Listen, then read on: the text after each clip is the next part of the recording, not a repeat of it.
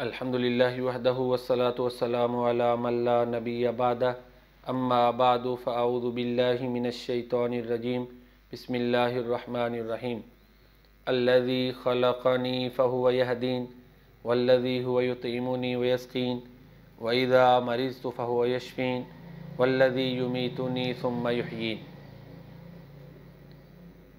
سیدنا ابراہیم علیہ السلام کی جہاں پر اور بہت زیادہ خوبیاں ہیں، بلکہ وہ تو اپنی ذات میں ایک جماعت تھے، جیسا کہ سورہ نحل کے آخری رکوع میں اللہ تعالیٰ فرماتے ہیں ان ابراہیم کان امتا قانتا للہ حنیفا ولم یک من المشرکین۔ بے شک ابراہیم علیہ السلام ایک امت تھے، اللہ کے فرما بردار تھے۔ تو جہاں وہ سراپا خوبیاں تھے، وہاں پر ایک خوبی ان کی یہ ہے کہ وہ اللہ کی ذات پر کامل توکل اور مکمل یقین و اعتماد رکھتے تھے۔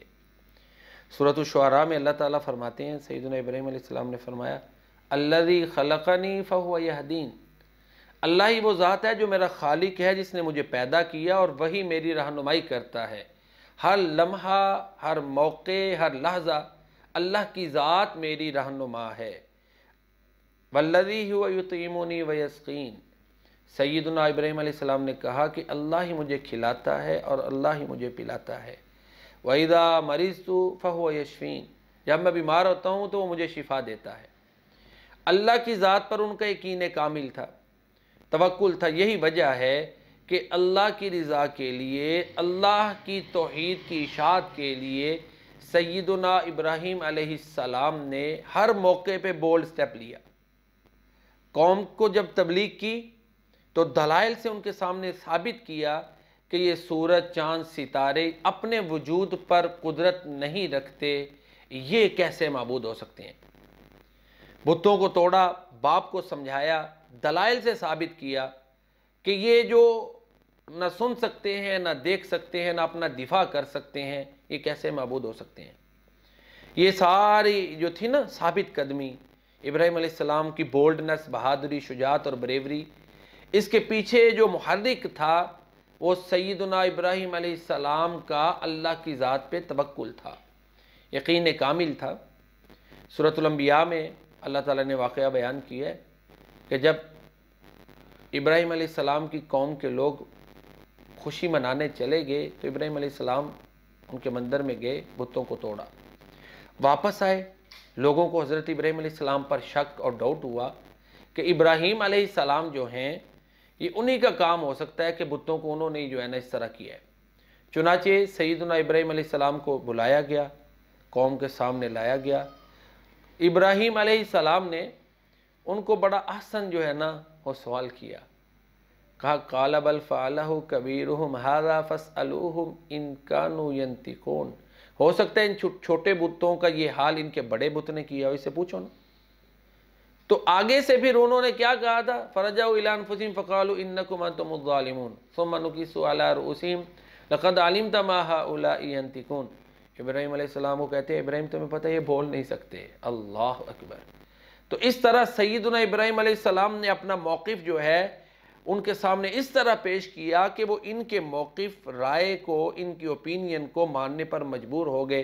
سیدنا ابراہیم علیہ السلام نے کہا اف لکم ولما تعبدون من دون اللہ افلا تعقلون، تم پر بھی اف ہے، تمہارے معبودوں پر بھی اف ہے، افسوس ہے، افسوس صد افسوس ہے، کیا تمہیں سمجھ نہیں ہے۔ چاہیے تو یہ تھا کہ وہ بات کو مان لیتے، ابراہیم علیہ السلام کے دین کو اپنا لیتے، لیکن انہوں نے الٹا ایک پروپیگنڈا شروع کر دیا کہ سیدنا ابراہیم علیہ السلام کو آگ میں پھینک دیا جائے۔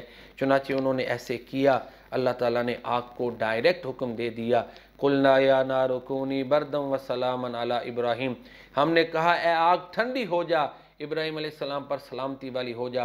ابراہیم علیہ السلام ڈگمگائے نہیں، گھبرائے نہیں، ان کو اللہ کی ذات پہ توکل تھا، یقین تھا کہ جس رب کے لیے میں یہ سب کچھ کر رہا ہوں وہ میری ضرور مدد کرے گا۔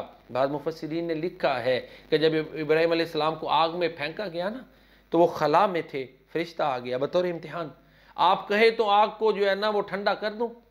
ابراہیم علیہ السلام یہی پڑھ رہے تھے، حسبنا و نعم الوکیل، ہمیں اللہ کافی اور اچھا کارساز ہے، حسبنا و نعم الوکیل۔ یہ بڑا پیارا وظیفہ ہے، پریشانی میں ہوں، دکھ میں ہوں، تکلیف میں ہوں تو اس وظیفے کو پڑھنا چاہیے۔ اور اقبال نے پھر بڑے بڑے احسن انداز میں بیان کیا نا، نالا ہے بلبل شریدہ تیرا خام ابھی، اپنے سینہ میں اسے اور ذرا تھام ابھی، پختہ ہوتی ہے اگر مصلحت اندیش ہو عقل، عشق ہو مصلحت اندیش تو ہے خام ابھی، بے خطر کود پڑا آتش نمرود میں عشق، عقل ہے محو تماشا لب بام ابھی، عشق فرمودہ قاصد سے صبح گام عمل، عقل سمجھی ہی نہیں معنی پیغام ابھی۔ اللہ تعالیٰ سورہ ممتحنہ میں فرماتے ہیں، قد کانت لکم اسوۃ حسنۃ فی ابراہیم والذین معہ، بے شک تمہارے لیے ابراہیم علیہ السلام کی ذات میں اور ان کے جو فالورز ہیں ان میں بہترین نمونہ ہے۔